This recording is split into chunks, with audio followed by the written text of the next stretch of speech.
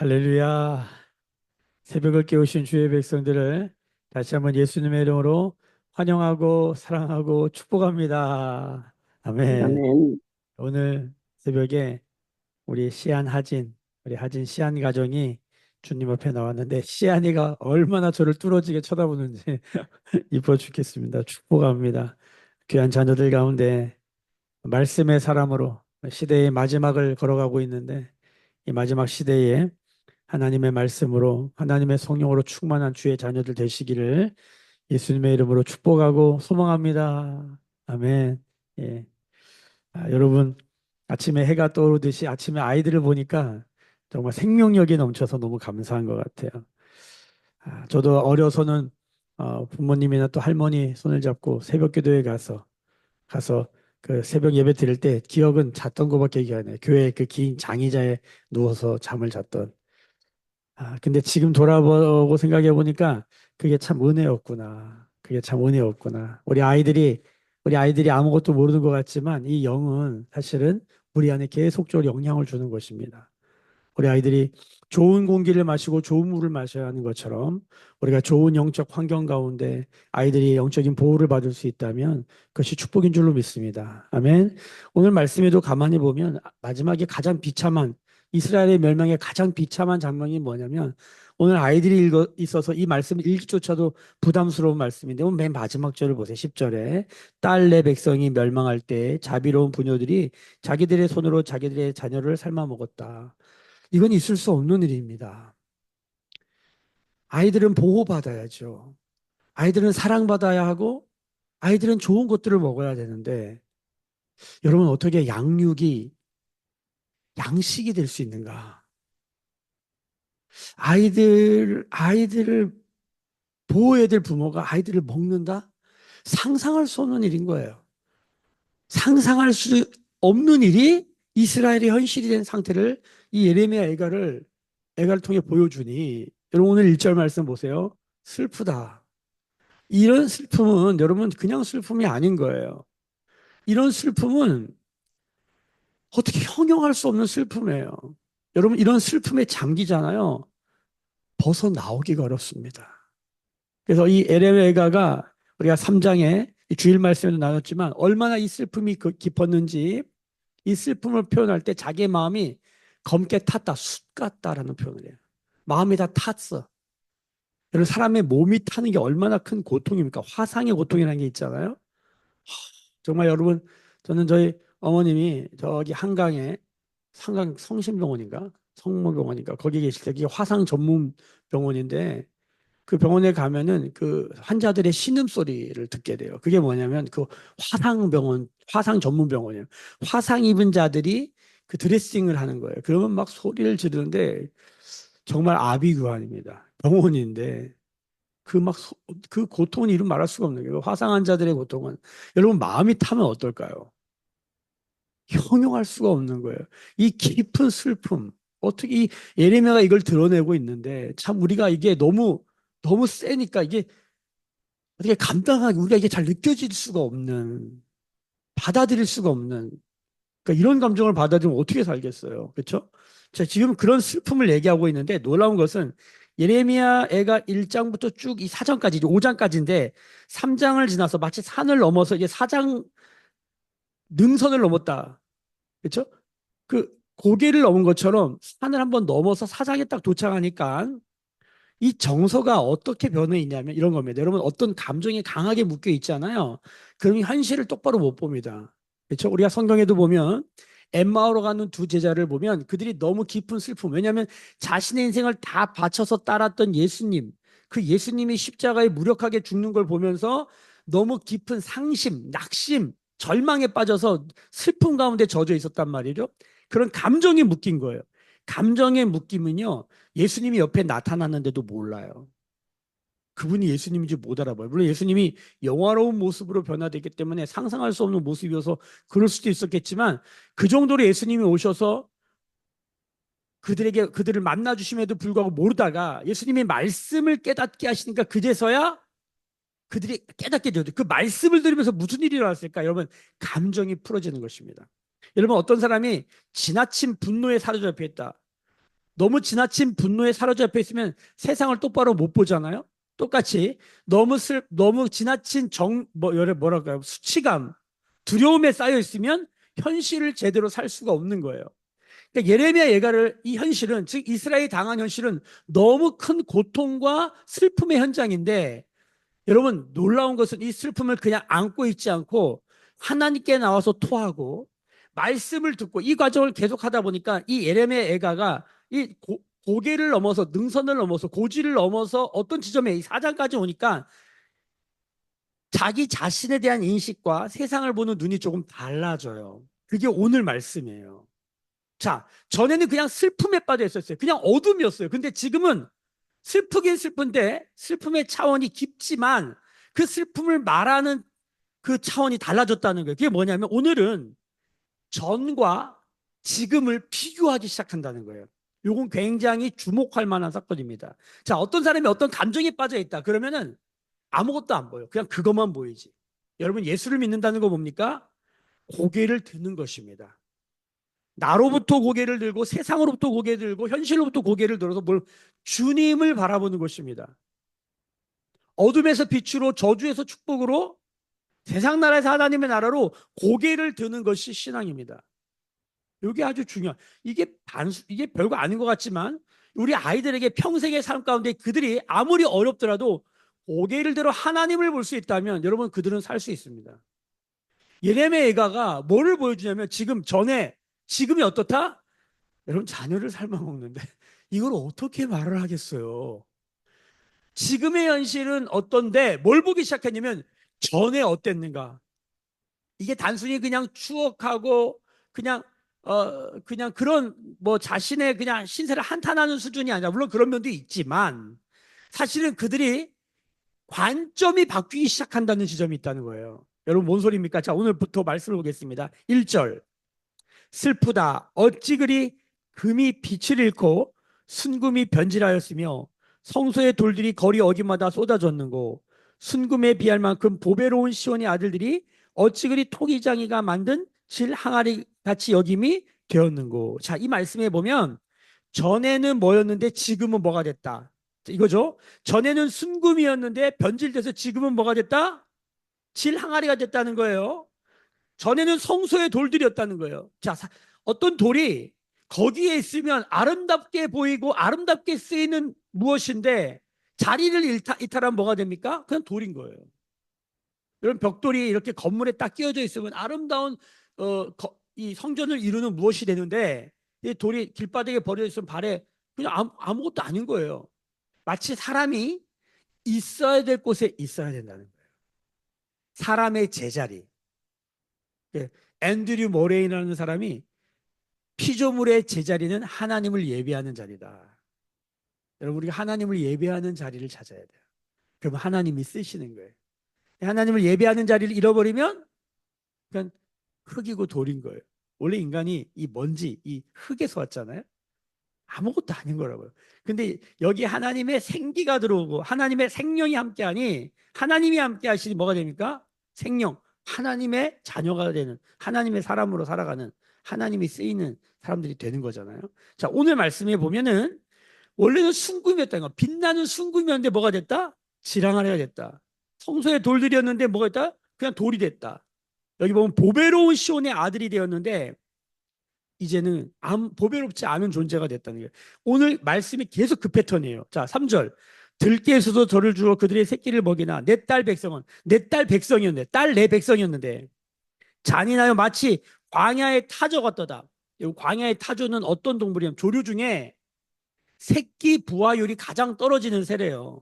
왜냐하면 타조는 알을 낳고 그냥 광야에 그 지열로 알을 데우는 거야. 보통 이 부모가 뭐라 그래야 돼? 하여튼 부모가 새끼를 품잖아요. 모든 새들은 어미가 새끼를 품잖아요. 예. 근데 이 타조는 그냥 지열이 품어요, 지열이. 그래서 적들의 공격에 맹수의 공격에 쉽게 노출돼서 타조알은 보기도 어렵고 왜? 다 누가 쉽게 그냥 가져가 버리고 상하고 빼앗기니까. 보기도 어렵고 부하율도 아주 떨어지는 거예요. 그러니까 버림받은 걸 상징할 때 이런 수고를 쓰는 거예요. 마치 광야의 타조 같도다. 원래는 내 딸 백성이었는데 버려진 것 같다는 거예요. 4절. 젖먹이가 목이 말라서 혀가 입천장에 붙었다. 야, 성경에 보면 어떻게 이런 표현을 쓸까? 아이들이 목이 말라서 젖을 못 먹어가지고 혀가 입천장에 붙었다. 어린 아이들이 떡을 구하나 떼어줄 사람이 없다. 여러분, 전쟁이 나면 가장 비참한 게 누굽니까? 예, 아이들과 노약자들이죠. 먹을 수가 없는 거죠. 누가 먹을 걸 갖다 주지 않아요. 5절.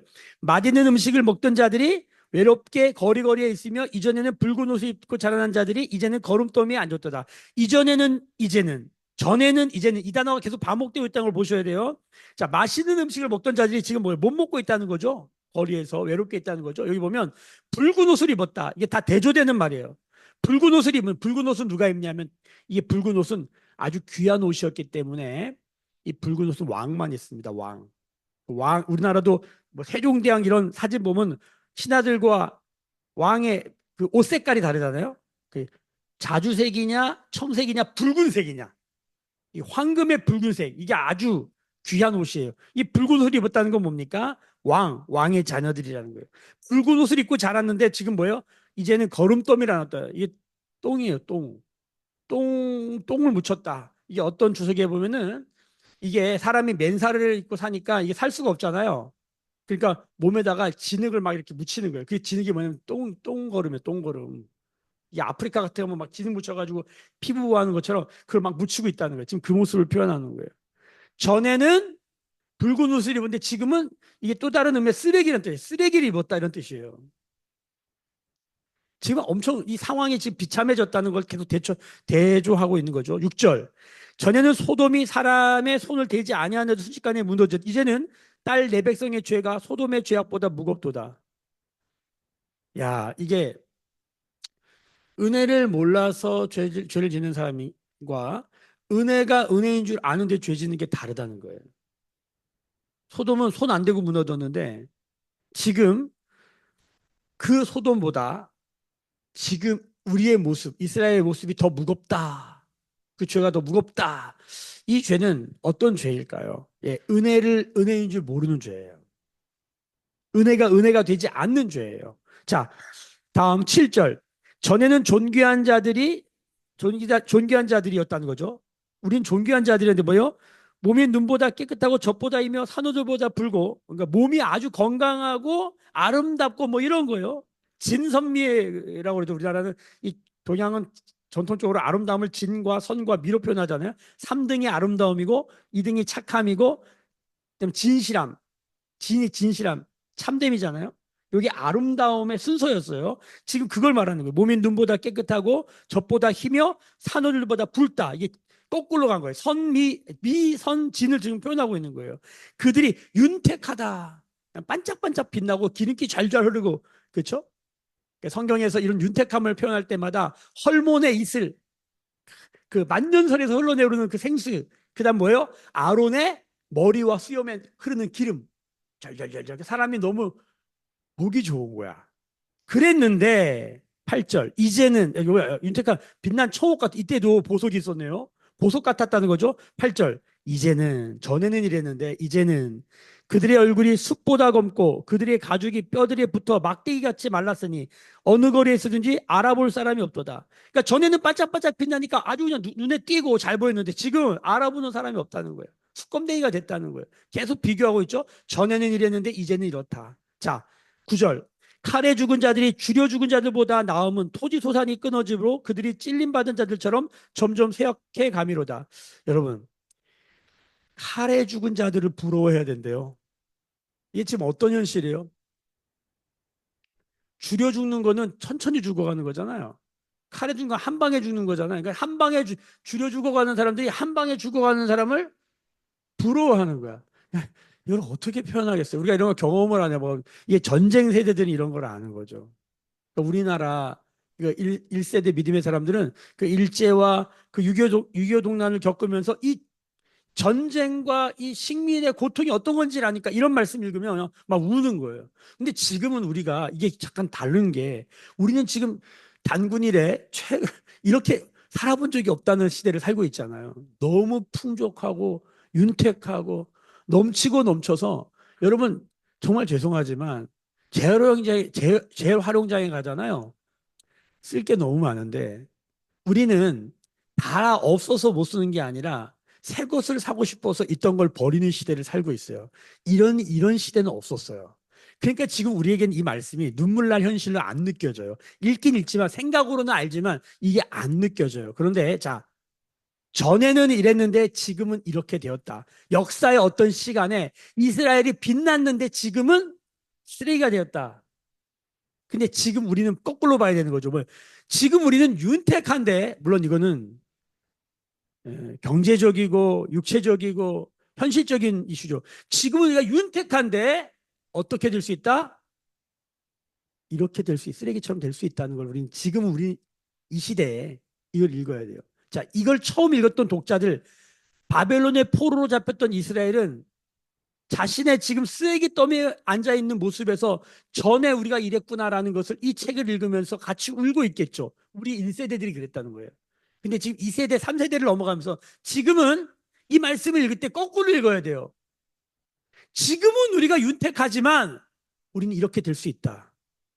그럼 이렇게 왜 됐지? 예, 하나님의 임재가 떠나고 하나님의 영광이 떠나고 복음을 버리고 세상의 소리를 붙들면 이렇게 된다는 거예요. 여러분 이 시대에 우리가 다음 세대에게 들려줄 이야기가 무엇인가? 이 복음이에요. 이걸 심판의 복음이라고 그러는 거예요. 이렇게 살면 심판당한다. 그러니까 성경에 보면 원죄가 나와요. 원죄. 우리가 어떤 죄가 있었는지 원죄가 나오는데 원죄만 보면 안 되고 뭐가 있다? 원형이 있다. 원의가 있다. 원복이 있다. 이걸 알아야 돼요. 원복, 원의, 원형이 있다는 거예요. 근데 지금 어떻게 된 거예요? 원죄로 살아가는 거예요. 그러면 복음은 무엇입니까? 다시 원복, 원의, 원형으로 돌아가는 거예요. 지금 어제 우리가 어떻게 살았는가? 우리가 원죄로 살았는가? 복음은 무엇입니까? 오늘은 원형으로, 원복으로, 원의로 살아가자는 거예요. 오리지널 이미지. 하나님이 나를 원래 만드신, 우리를 만드신, 이 세상을 만드신 오리지널 이미지가 있다는 거예요. 하나님의 의도와 목적과 계획이 있다는 거예요. 그걸 아는 게 복음입니다. 오늘도 복음으로 회복하고 복음을 향해 찾아가는 삶. 여러분 그것이 복된 삶인 줄로 믿습니다. 오늘 말씀에 슬프다가 어떻게 기쁨이 되는가? 어떻게 평안이 되는가? 여러분 이 에레미야를 읽어가면서 우리는 이것도 몰랐어. 이것도 모르는 현실. 그냥 슬픔에 잠겨 있고 정죄에 잠겨 있고 분노에 잠겨 있었던 그냥 그 멸망의 수검댕이 같은 현실에 잠겨 있었던 곳에서 이 하나님을 향한 슬픔을 고백하는 기도와 이 말씀을 통하여서 우리가 이제 현실을 보게 되는 거죠. 아, 지금 내가 어디 있구나. 여러분 기억하십시오. 우리의 좌표를 아는 게 중요합니다. 내가 지금 어디쯤 와 있구나. 착각하면 안 되는 거예요. 어, 이제 이번 주 10월 27일 날 한국교회 연합 예배를 드립니다. 연합 예배를 드리러 감에 있어서 생각보다 이렇게 복잡한 이야기들이 많구나. 이게 무슨 반대하는 분들도 많고 아, 마음이 많이 안타깝더라고요. 우리는 지금 정치 모임에 가려고 하는 게 아닙니다. 물론 우리가 우리의 모임을 통하여 어떤 악법이 입법되는 것을 막으려고 하는 동기가 있습니다. 그건 중요합니다. 이렇게 하면 안 된다고 말하시는 분들이 있는데 여러분 성경에 보면 성경에 많은 66권이 있잖아요. 그중에 하나님이라는 단어가 한 번도 나오지 않는 성경이 하나 있습니다. 그게 그 유명한 에스더입니다. 에스더서를 보면은 하나님이란 말이 하나도 안 나오고 거긴 다 정치 이야기만 나옵니다. 이스라엘 백성이 모함을 당해서 어떤 악법이 만들어져서 이스라엘 백성을 다 죽이려고 하려고 할 때에 모르드게 이야기 있잖아요. 여러분 그때 그것을 생명을 걸고 죽으면 죽겠다는 마음으로 나아가서 왕에게 나가서 그 악법을 저지했던 에스더 이야기를 기억합니다. 성경은 우리가 정치에 개입하느냐 마느냐의 문제가 아니라 한 나라를 구하는 데 있어서 우리 믿는 자들이 어떤 역할을 해야 되는지를 분명히 말하고 있습니다. 우리는 정치를 떠나 살 수 없습니다. 마치 경제를 떠나 살 수 없는 것처럼 한 나라를 이루고 있는 7가지 혹은 8가지 요소들, 정치, 경제, 가정, 교육, 매스미디어, 스포츠, 예술, 뭐 의료, 과학, 이런 나라를 이루고 있는 기둥들이 있습니다. 이런 기둥들은 그냥 기둥들이고 우리는 그냥 우리끼리 살면 된다. 이게 아닙니다. 예수님은 성육신, 몸을 입고 이 세상에 오셨습니다. 이게 복음 아닙니까?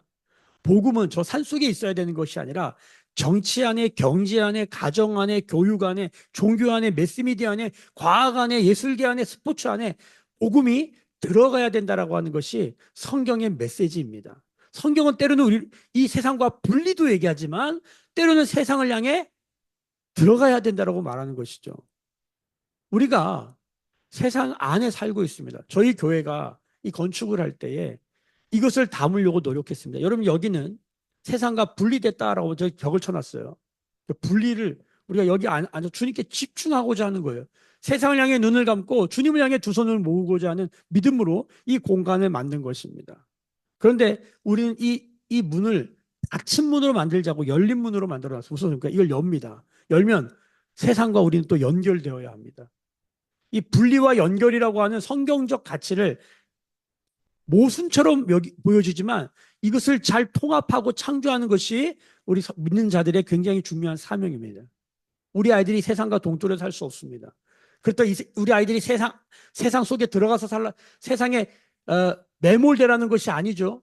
성경을 보면은 애굽이 있고 가나안이 있습니다. 광야에서 훈련받은 하나님의 백성이 애굽의 방식이 아닌 가나안이라는 세상, 애굽도 세상이고 가나안도 세상인데 가나안이라는 세상 안에서 하나님의 백성으로 산다는 게 뭘까? 이거를 성취하는 것이 하나님 나라의 모형, 광야 이야기, 출애굽 이야기입니다.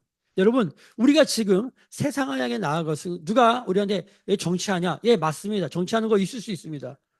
우리가 악법을 막는 법의 이슈가 있기 때문에. 근데 우리가 거기에 모여서 함께 집회를 하자. 왜 주일 성수를 지키지 않느냐? 여러분, 주일 성수하고 예배를 온전히 드리고 우리가 함께 모여서 기도하고자 하는 거예요. 세상의 현장 한복판에서 우리가 언제 그렇게 모여서 기도할 수 있겠어요? 여러분, 광화문에서 기도해 보셨어요? 거기서 무릎 꿇어 보셨어요? 하나님 주신 기회예요. 여러분, 신촌 로타리에서 무릎 꿇어 보셨어요? 해보면 다르다는 걸 알아요. 달라요. 우리가 띠를 메고 노방전도를 나가봐도 달라요. 여러분, 이거는 경험해보지 않으면 모르는 거예요. 여러분, 현장에 가서 기도하시길 예수님의 이름으로 축복합니다. 우리 아이들과 우리 가정과 교회와 이 나라의 미래가 걸린 문제예요. 아니, 현재죠, 현재. 저희가 예레미야 애가를 읽으면서 예레미야 애가가 지금 그냥 힘들어서 동굴에 들어가가지고 울고 있는 게 아니라는 걸 아셔야 돼요. 무너진 성벽 앞에서 울고 있다는 거예요. 나라의 현실 앞에서 울고 있다는 거예요. 할렐루야. 여러분, 예레미야 애가를 읽고 있는데 이게 지금 개인의 슬픔입니까? 지금 예레미야가 자신의 슬픔 때문에 웁니까? 아닙니다.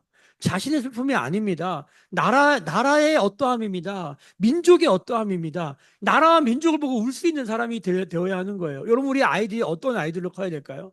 자기만 아는, 나만 아는 아이가 아니라 나라와 민족을 놓고 울 수 있는 아이가 되어야 되는 거예요. 우리 1세대들, 2세대들은요, 그런 걸 배웠어요. 어려서부터 나라와 민족을 위해 기도해야 된다는 걸 하지는 못해도 계속 들었기 때문에 그 부담감이라는 게 있어요. 근데 지금 이 시대는 어느 누구도 나라를 위해 기도해야 된다고, 민족을 위해 기도해야 된다고 기도하지 않아요. 저는 우리 하진이와 시안이가 괜찮아요. 하진이와 시안이가 어려서부터 이 말에 반응해야 된다고 생각해요. 저는 얼마나 귀해요. 반응하잖아요. 할렐루야. 좀 찬양하잖아요. 얼마나 귀해요. 여러분, 우리 아이들에게 가슴에 나라를 심어주고 민족을 심어주고 열방, 세계를 품은 그리스도, 열방을 품은 그리스도인으로 자라게 하는 것. 여러분, 이것이 우리의 비전이고 우리의 사명이 되어야 될 줄로 믿습니다. 아멘. 아멘. 여러분, 이 시대는요, 전에 우리가 어땠는지 모르는 시대예요. 에레메 에가가 말하고 있는 거랑 좀 반대적인 거죠. 전에 우리가 어땠습니까? 전에 우리가 수검댕이였는데 우리나라가 신장로에 똥 떠나지던 나라래요. 저도 보진 못했지만 비 오면은 다 진흙이 돼가지고 전염병이 돌고 그랬던 나라래요. 전에 그랬다고요. 일제와 역사를 잃어버리면 안 된다고요. 6.25 동란이 있었고 배가 고파서 아이들의 혀가 입천장에 붙은 시대가 있었다고요. 여러분, 이런 예배당에 이런 TV가 어디 있었습니까? 여러분, OHP 아세요? OHP? OHP를 아십니까? OHP 전에 뭐였는지 아세요? 궤도에서 궤도. 여러분, 우리 세대는 궤도부터 OHP부터 이것까지 다 보고 있는 거예요. 근데 지금 세대는 이것밖에 모르는 거예요. 이게 중요해요. 우리 이지선 자매 궤도 알아요? 궤도 못 봤죠? 저 세대도 궤도를 못 봤. 궤도 봤어요? 궤도 봤어요? 궤도를 모른단 말이에요. 궤도? 이거 차트 이렇게 또 찬양할 때 돌리는 거 못 봤구나. 전제다가 할렐루야. 경화자매 알아요? 궤도가 있었단 말이에요. 주보를 만드는데 다 손으로 썼단 말이야. 이런 시대가 있었다고. 응? 등사기, 등사기. 그러니까 저희가 어렸을 땐 그게 있었어. 이게 우리나라가 이게 엄청나게 빨리 진행된 거예요. 왜냐면 이게 80년대 이야기잖아요. 제가 지금 말하는 게 80년대 이야기거든요. 지선자매도 82년생이잖아. 그거 알 텐데. 근데 이제 기억이 안 나는 거야. 서울에 살아도 모르는구나. 시골에 살아나는데. 자, 80년대 80년대 그렇게 살다가 90년대 들어오면서 OHP를 올렸더라고. 그때만 해도 OHP에 열광했단 말이에요. 그러다가 2세대가 된 거예요. 지금은 다 컴퓨터로 하잖아요. 여러분 요즘은 이런 휴대폰을 가지고 다 음향을 만지고 이게 세상이 달라졌어요. 제가 이 말을 왜 하냐면 우리 세대는 전 세대가 어땠는지 몰라요. 몰라요. 지금 이 예레미야 애가 시대는 전 세대가 반대죠. 우리가 원래 붉은 옷 입고 다녔고 우리가 엄청 잘 먹었고 우리가 숭고고 성소의 돌 같은 존재였다. 근데 지금 우리가 이 모양 되었다. 여러분 이 역사가 우리 가운데 반면교사가 되어야 합니다. 그럼 우리나라는 어떨까요? 로마가 영원한 제국일 줄 알았는데 아수르, 바벨론, 페르시아, 헬라, 로마가 영원한 제국일 줄 알았는데 제국은 다 흥망성쇠 언젠간 날아가요. 지금 우리는 이런 대한민국 역사상 이런 최고점을 찍을 때를 살고 있다는 거. 지금 아무리 힘들다 그래도 다 상대적인 거지. 재활용 좀 가보려니까 이건 힘든 게 아니에요. 여러분 마트에 가보세요. 이게 힘든 게 맞나? 인천공항 가보세요. 이게 힘든 게 맞나? 우리는 다 누리고 있다는 걸 잊지 마세요. 그냥 심리적인 상대적인 불안감과 그냥 힘듦이라고 하는 거지. 이게 무슨 소리입니까? 여러분 전에 우리가 어땠는지 기억해야 돼요. 오늘 말씀은 전에는 우리가 이랬다. 성경으로 돌아가면 우리의 원형은 무엇인가? 오늘 말씀을 통해서 복음을 붙들고 원형을 붙들고 역사를 붙드는 우리 모두가 되기를 예수님의 이름으로 축복합니다. 그래서 우리가 가야 할 길을 가는 그 은혜의 삶이 되기를 예수님의 이름으로 축복합니다. 기도하겠습니다. 지금은 우리 주 예수 그리스도의 은혜와 하나님 아버지의 크신 사랑하심과 성령의 감화 감동 충만케 하시며 오늘도 원형, 원복, 원의를 붙들고 사는 성령의 기름 부으심. 오늘 머리 숙여 예배하며 기도하며 묵상하는 주의 백성들의 머리 위에 그들의 삶과 가정과 생업과 일상과 일터 위에 매일교회와 조국교회와 열방에 나간 선교사님들 위에 오늘 추수를 준비하는 20일 가정 새벽재단을 깨운 박수민, 최수희, 우리 시안하진 귀한 가족 위에 지금부터 영원까지 함께 계실지어다. 아멘. 주의 영광 이곳에 가득해 우린 선의 주님과 함께 찬양하며 우리는 전진하리 모든 열방 주 볼 때까지. 오늘도 주신 말씀 붙들고 우리가 함께 기도할 때에 하나님 원형과 원복과 원의를 붙들고 사는 삶, 오늘 삶 되기를 원합니다. 전에 지금 이전에는 어땠는데 지금은 어떤지 우리가 말씀을 통해 우리 자신을 보게 하시고 이 나라와 민족을 보게 하시고 하나님의 그 원형을 붙들고 살아가는 우리가 되도록 들어 주옵소서. 그리고 오늘은 수술을 준비하는 20일 가정 새벽 재단에 우리 수미 최수인 시안하진 가정을 위해서 기도하는 날입니다. 톡방에 오 감사와 오 간구를 올려놓았습니다. 가정을 위해서 이 기도문을 함께 읽으시면서 기도하면 좋겠습니다. 하나님의 응답을 경험하는 수술을 경험하는 우리가 되기를 소원합니다. 또 나라와 민족을 위해 기도하시고 포괄적 차별금지법이 막아지고 또 전쟁의 위협으로부터 나라의 백성 긍휼히 여겨 주시도록 우리를 새롭게 하시도록 마음을 다해서 우리가 또 회개해야 할 것들을 회개하며 주 앞에 반응하며 기도하며 나아가십시오. 또 나라와 민족뿐만 아니라 교회를 위해서도 기도할 때 하나님 그리스도의 몸된 교회 연약한 자들 또 병든 자들이 있습니다. 주시옵소서. 예, 우리가 기도하며 나아가십니다. 부르짖어 기도하십시다. 주여